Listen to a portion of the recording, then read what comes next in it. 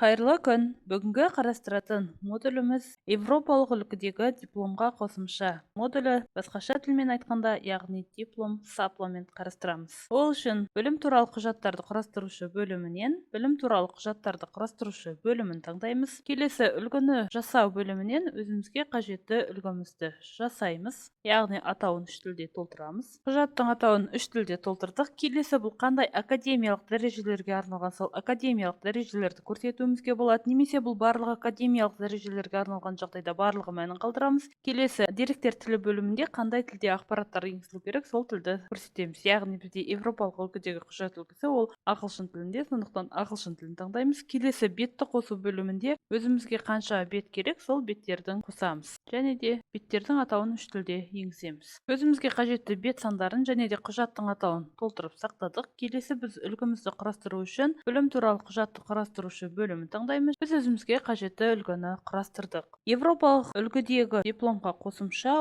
ол Европалық жоғарғы білім кеңістігі Болон декларациясының қағидаттарына сәйкес елдердің ұлттық жоғарғы білім туралы құжаттарын өзара тану мақсатында құрастырылған. Яғни ол Европалық комиссия, Европалық кеңес және де ЮНЕСКО-ның бірлесіп әзірлеген ресми құжаты. Осы құжаттың негізінде Қазақстан Республикасының жоғары білім және ғылым министрлігінің нұсқаулығына сәйкес Европалық үлгідегі құжат 8 бөлімнен тұрады. Яғни әр бөлім ол нақты білім алушының алған білімінің нәтижесін көрсетеді. 8 бөлімнен тұратын құжаттың ақпараттарын толтыру үшін біз өзіміздің құрастырған үлгімізді таңдаймыз. Келесі қажетті жылымызды, білім беру бағдарламаларының тобын, білім беру бағдарламасын, тобымызды, білім алушымызды таңдаймыз және де өзімізге қажетті бетті таңдаймыз. Келесі өңделетін мән таңдау арқылы қосымша бөлімінен өзіміздің құжатымыздың үлгісін жүктейміз. Яғни құжаттың пішіні қандай, масштабы қандай ретпен орналасу керек және де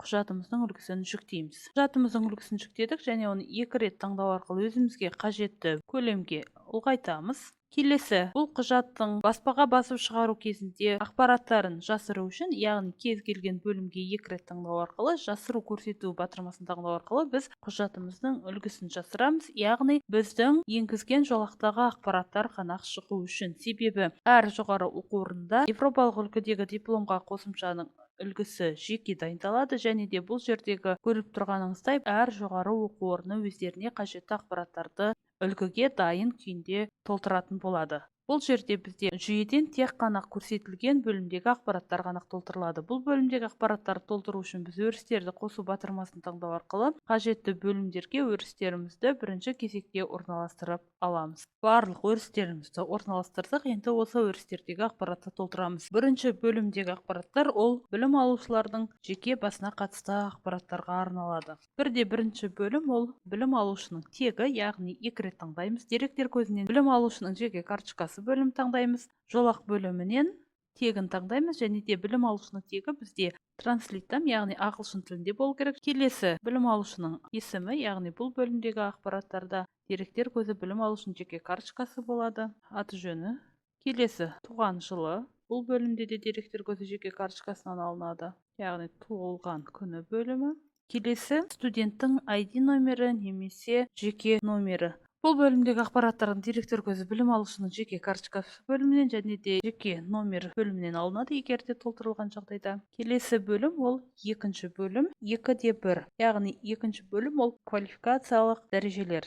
2 рет таңдаймыз. Деректер көзі бізде диплом, яғни берілген квалификациялық дәреже. Бұл бөлімдегі ақпараттар бізде жоғары оқу орны туралы ақпараттар бөлімде білім беру бағдарламалары бөлімінде толтырылады, яғни әр білім беру бағдарламалары бойынша білім берудің біліктілігін тағайындау, яғни бұл бөлімде біз қандай дәрежелер, қандай біліктіліктер, қандай оқуға түсу шарттарын, біліктіліктерін толтырдық. Осы жердегі ақпараттардың барлығы бұл бөлімде бейнеленетін болады. Келесі 2-де-2 ол ұлттық бірыңғай шеңбердегі дәреже, яғни бұл бөлімдегі ақпараттар академиялық дәрежелер бөлімдегі ұлттық шеңбер.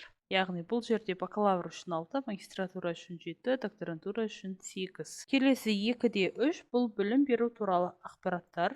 Яғни деректер көзі бізде білім беру бағдарламалардың тобы, жолақ бөлімінде бізде білім беру бағдарламасының атауы және де коды.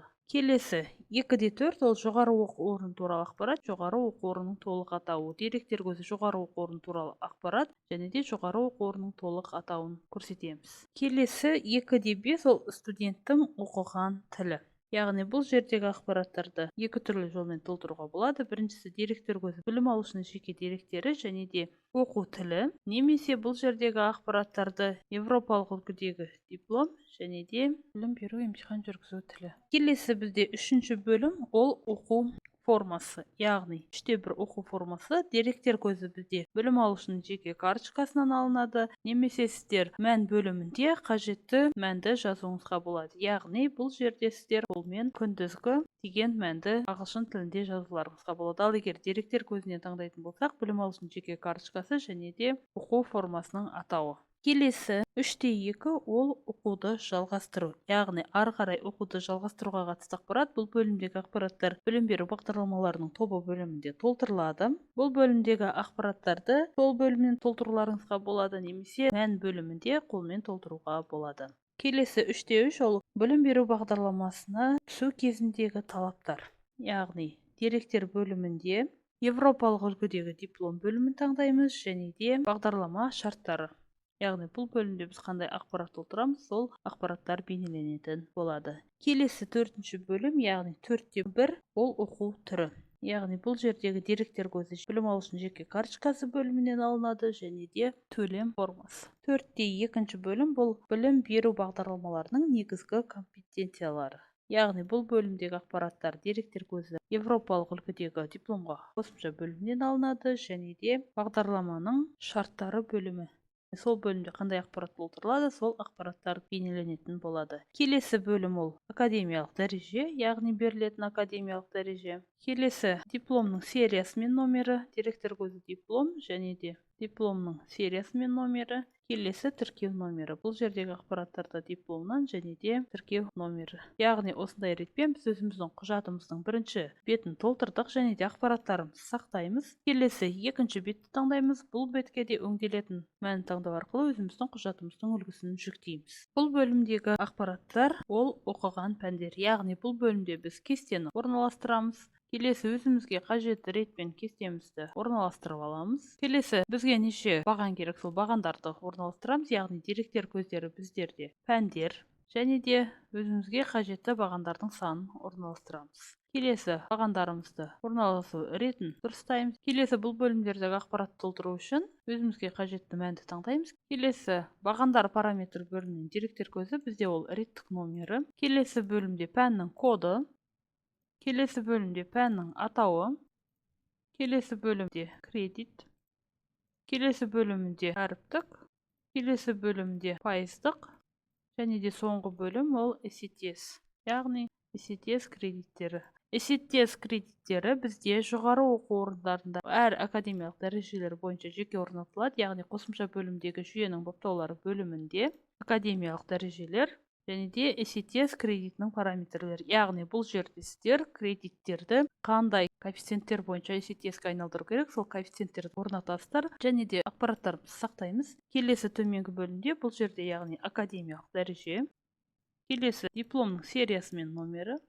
Келесі тіркеу номері. Яғни біз осылайша өзіміздің екінші парағымызды да толтырдық. Келесі үшінші парақ. Бұл бөлімге де бірінші өзіміздің құжатымыздың үлгісін жүктейміз. Және де барлық үлгілерді жүктегеннен кейін біз жасыру батырмасын таңдау арқылы үлгімізді жасырамыз. Келесі барлық бөлімдерге бірінші кезекте өрістер мен кестелерімізді орналастырып аламыз. 4-4 бөлімге кесте орналастырамыз және де кестенің бағандарының саны. Келесі деректер көзі бөлімінде бағалардың бөлінуі, яғни алынған бағаларды бөлу мәнін таңдаймыз. Келесі әр бағаның ақпараттарын толтырамыз. Бірінші бөлім ол әріптік жүйе бойынша. Екінші ол бізде цифрлы. Үшінші бізде пайыздық. Келесі бізде дәстүрлі және де ECTS. Келесі 4-5, яғни 4-5-тегі ақпарат ол үздік диплом қатысты. Егер де білім алушы үздік дипломмен бітіретін жағдайда біз екі рет таңдаймыз. Деректер көзі диплом және де үздік диплом мәні қарастырылады. Егер де білім алушы үздік дипломмен бітірмеген жағдайда бұл бөлімде ешқандай ақпарат болмайды, ал егер де үздік дипломмен бітірген жағдайда үздік диплом ақпараты бейнеленеді. 5-ші бөлім 5-те-1 ол ары қарай оқуды жалғастыру. Бұл бөлімдегі ақпараттар білім беру бағдарламаларында толтырылады, яғни әр білім беру бағдарламаларында алдағы білім туралы мүмкіндіктер, яғни осы бөлімде қандай ақпараттар толтырылады, сол ақпараттарды енгіземіз. Екі рет таңдаймыз. Келесі деректер көзі бөлімінде европалық үлгідегі деректер және де алдағы білім алу мүмкіндігі мәнін таңдаймыз. Келесі 5-те-2 ол деңгейлері, яғни кәсіби деңгейлер. Бұл бөлімдегі ақпараттар европалық үлгідегі деректер көзінен алынады және де баған бөлімінде біліктілік дәрежелері. Келесі 6-да-1, яғни бұл қосымшадағы ақпараттар европалық үлгідегі қосымша бөлімінен толтырылады және де қосымша ақпараттар. Келесі 6-да-2 ол университеттің сайты. Ақпараттарды бізде европалық үлгідегі дипломға қосымша бөлімінен қосымша деректер көздері бөлімінде қарастырылады. Келесі бөлім ол 7-де-1, яғни бұл бөлімде дипломның берілген күні. Деректер көзі диплом және де диплом берілген күні. Келесі бөлім тіркеу номері, деректер көзі диплом, келесі тіркеу номері. Келесі бөлім жоғары оқу орнының орналасқан қаласы, яғни жоғары оқу орны туралы ақпарат және де қаланы таңдаймыз. Келесі бөлім ректор, яғни жоғары оқу орнының ректоры, деректер көзі жоғары оқу орны туралы ақпарат және де ректор. Ал 7-де-5 бөлімде ол жоғары оқу орнының мөрі қойылатын болады. Төменгі бөлімге академиялық дәрежелер толтырамыз, алдыңғы беттерде толтырғандай. Осымен біз өзіміздің 3-ші бетіміздің ақпараттарында толтырдық, сақтаймыз. Келесі 4-ші беттегі ақпараттарды толтыру үшін бірінші өзіміздің құжатымыздың үлгісін жүктейміз. Біз өзіміздің құжатымыздың үлгісін жүктеп сақтадық. Келесі 8-ші бөлімдегі ақпараттар ол әр жоғары оқу орнының өзінің европалық үлгідегі құжаттарының үлгілерінде толтырылу керек. Яғни бұл бөлімдегі ақпараттар білім алушылардың ең төменгі білім дәрежесінен бастап, яғни мектептен бастап жоғары оқу орнын бітіргенге дейінгі барлық білім беру бағдарламаларының кезеңдері қарастырылатын болады. Бұл бөлімде біз тек қана төменгі бөлімдегі ақпараттар толтырамыз. Осылайша біз өзіміздің ақпараттарымызды толтырып сақтаймыз. Осымен біз европалық үлгідегі дипломға қосымша модулінің барлық беттері бойынша ақпараттардың барлығын толтырдық. Бұл бөлімдегі ақпараттардың барлығы білім беру бағдарламаларының тобы бөлімінде, яғни әр білім беру бағдарламалары бойынша барлық ақпараттар толтырылған жағдайда бұл жердегі ақпараттар бейнеленетін болады, яғни әр беттер бойынша.